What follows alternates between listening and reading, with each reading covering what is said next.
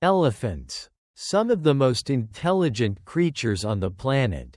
With cognitive abilities rivaling that of other highly intelligent animals such as dolphins and apes. Elephants are incredibly fascinating. They are highly social and altruistic, meaning that they are greatly concerned with the well-being of others. Nothing makes this more clear than the almost human-like grief and sorrow they display at the death of a herd member, going so far as to covering the deceased with branches, leaves, and dirt while remaining by their side for several days. This altruistic behavior even extends beyond their own species, as there are countless documented incidents of elephants attempting to aid wounded people or even mourning deceased humans as one of their own. However, this respectful and intelligent behavior may soon be a thing of the past.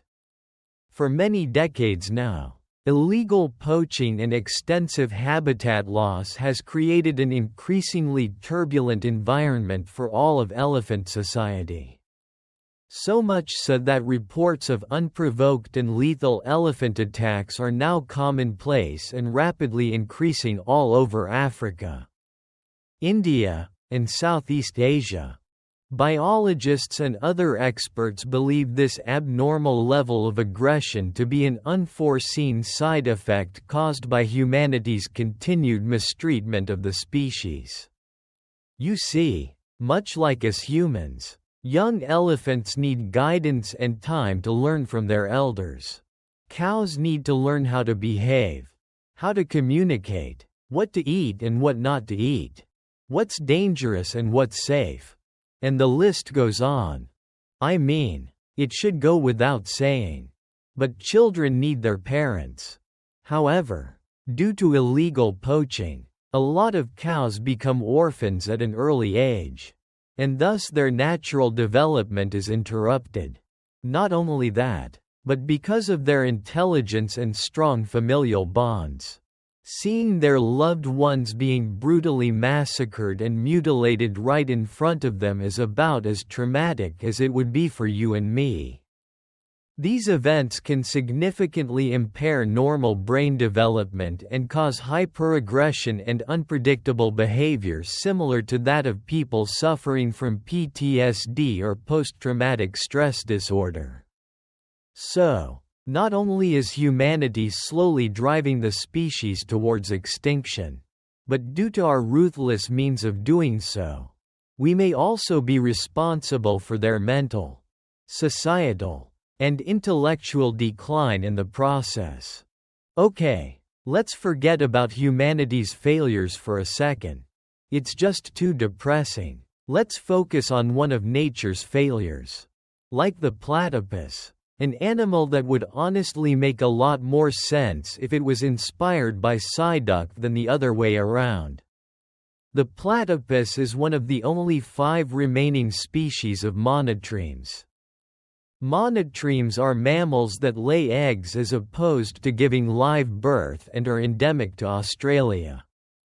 It was discovered by European explorers in 1798 and a specimen was later examined by zoologist George Shaw. Its strange appearance and features made Shaw question whether or not this was a hoax. Again, how can you not? It looks like a reversed beaver. He writes in a scientific journal from 1799 that of all the mammalia yet known, it seems the most extraordinary in its conformation, exhibiting the perfect resemblance of the beak of a duck engrafted on the head of a quadruped. He also writes, it naturally excites the idea of some deceptive preparation by artificial means. So, in more modern terms, was this just another social experiment by some 18th-century YouTube prankster? Or could this specimen truly be that of a real creature? Evidence for its existence and its supposed egg-laying capabilities remained highly debated topics for almost a century. Of course, We now know that this Scrooge McDuck-looking Pokémon template of an animal is more real than your hopes and dreams. How do you tell a lion from a lioness? No, no, no. Besides looking at their genitals. Most would argue that the easiest way to tell them apart is that a male lion has a mane while the females do not. However, this isn't always true. Multiple maned lionesses and manless lions have been observed in select regions across Africa. Experts believe increased and decreased levels of testosterone to be the cause. And in the case of maned lionesses, it may prove to be quite advantageous. You see, a lion pride consists of multiple adult females, cubs, and a small number of adult males. The amount of males in a pride is directly proportional to how threatening that pride will seem to outsiders. So if the main lionesses are perceived as males, they may actually boost the pride's overall threat level. It's a perfect example of how random genetic mutations can cause a species to change and evolve over time. This is a rare sight. A fully functional parliament. As strange as it may seem, a parliament is the collective noun for a group of owls. Besides having a permanent "how the hell did I get here" facial expression, owls also have a knack for necks. All 200+ owl species can rotate their necks and heads up to 270 degrees, which makes humans and owls the only two species capable of doing this. The only difference is that when humans do it, we die. Owls are able to survive such extreme neck twisting as they have 14 cervical vertebrae, while many other vertebrates have a lot fewer. For example, we humans only have a laughable 7. Like many other nocturnal species, owls do not have eyeballs. Instead, they have eye tubes. This peculiar shape allows for exceptional night vision. However, as the eyes are non-spherical, they are completely fixed in their sockets, which is why owls need such flexible necks. If you live to be 90 years old, you will be older than people who have yet to reach or surpass that age. You will also have spent 32 of those years asleep instead of dreaming about your dreams. That's 32 years you could have spent awake not achieving your dreams. But if you're a dolphin or a duck, sleep isn't half as wasteful. A few select aquatic and avian species has developed what's known as uni-hemispheric sleep, which is the ability to sleep with one half of the brain while the other half remains awake. This ability can be quite beneficial for different reasons. In the case of uni-hemispheric sleep-capable birds such as chickens and ducks, they literally sleep with one eye open. This allows them to constantly keep an eye out for potential predators, and it's 100% adorable. On the other hand, various aquatic animals such as dolphins, aquaman, and whales use this ability to surface for air even when they are half asleep. It's been widely scientifically proven that if humans had this ability, we would spend this extra time speculating over what we would do if we had more time. When ants sporadically roam about in search for food, they can travel as far as 200 meters from their nest. To avoid getting lost, most ant species leave scent trails and can thus smell their way back home. They can also keep track of directions using the position of the sun. And by combining this information, they can work out the shortest path back to the nest. But in certain environments, this method of navigation is not an option. Such is the case for the desert ant. The featureless landscape along with the windy conditions of the Saharan desert completely negates the use of scent trails. Instead, They've learned to count the number of steps they take to keep track of travel distance. A sort of internal pedometer. You may be wondering, how could we possibly know this? Well, a team of researchers observed as a group of ants slowly made their way towards a piece of food.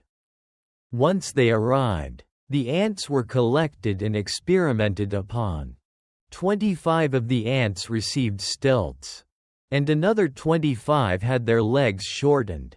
As the ants made their way back home, something interesting was observed. The stilt-legged ants overshot the nest by more than 50%, while the amputated ants undershot the nest by nearly as much. In other words, they must be using an internal step counter to keep track of travel distance. Music. Male humpback whales can spend more than 24 hours continuously repeating the same 10 to 20-minute song. So what you're listening to may be one of the hottest mixtapes to hit the blue market. Either that or Chewbacca is in dire need of help. The purpose behind these extensive musical performances largely remains a mystery. Researchers believe it could be to attract females, to challenge other males, or a form of echolocation. Or perhaps, and I may be going out on a fin here, perhaps they just love to sing. Right? It wasn't part of any of the scientific articles I could find. But surely it's a possibility worth considering. At least the ocean is a pretty big place.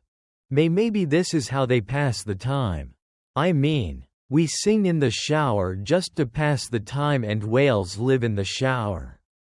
So, I don't know. I feel like they jumped the whale on this one. Like, they avoided the whale in the room.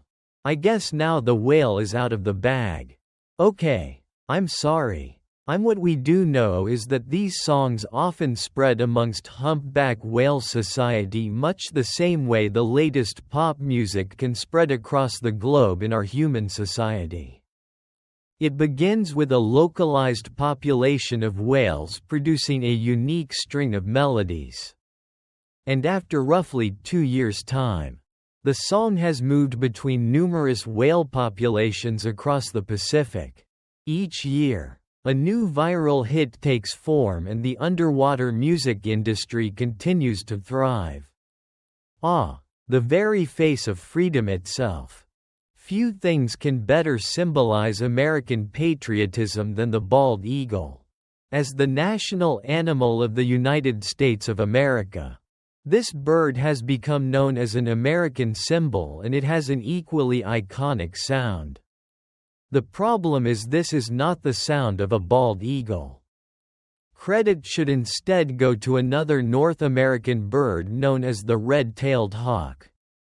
Whenever a bald eagle made an appearance in the early days of television, it was often dubbed over with a powerful scream of the red-tailed hawk, as it has a rather unimpressive screech of its own. This is what the bald eagle unfortunately sounds like. Music. Bees are capable of flapping their tiny wings with an astonishing speed. Their wingbeat frequency has been recorded at 230 flaps per second. It's so fast that the flapping generates a positive electrical charge. And they can actually use this ability to their advantage, as the pollen they collect from flowers is normally negatively charged and will thus be electrostatically attracted to the bee. Furthermore, it was recently discovered that bees can actually detect the presence of floral electrical fields. What this means is that bees can fly over a meadow and quickly determine if a flower has already been visited or not, depending on the electrical charge of the flower. Sloths. The traffic jams of the animal kingdom. Nature's response to slow-motion photography. Actually, why is this shot filmed in slow motion? Did I just spend $50 on stock footage that looks like a sloth PowerPoint presentation? Oh, don't blink or you might miss nothing. Nothing is happening. The idleness of sloths is how they conserve energy. The reason they need to conserve energy is due to their fibrous diet, which means they mostly eat leaves. These leaves provide very little energy and nutrients and take up to a month to digest completely. In fact, when this guy is satisfied, roughly 2/3 of his body weight consists of leaves. Almost anything else would be less of a struggle to consume. You live in the goddamn jungle with tasty fruit and insects all around, yet semi-edible leaves is your food of choice. Truly the face of brilliance. About once a week, the sloth descends from above for a quick toilet break. And by quick, I mean slow. It climbs down, digs a hole in the ground, defecates, covers the hole with leaves, and climbs back up to safety. Now, you may be wondering, why would they not just simply hang from a tree branch and let gravity do the rest? Well, you're not alone, as no one truly knows. Perhaps it's to fertilize their favorite tree to prevent the brown from making sounds as it falls to the ground. Or maybe, and this is my personal theory, they're just a bit slow. And this devocation ritual is truly bizarre, as more than half of all sloth deaths occurs when they climb down to poop. They are slowly pooping their way to extinction. Speaking of poop, they also like to eat it. No, not their own. That would be disgusting. Only the most pungent of stenches, oozing from an overflowing human latrine, can drive them down from the treetops. In it they will bathe and fill their stomachs to the brim with human waste. The majesty of the sloth is truly unrivaled.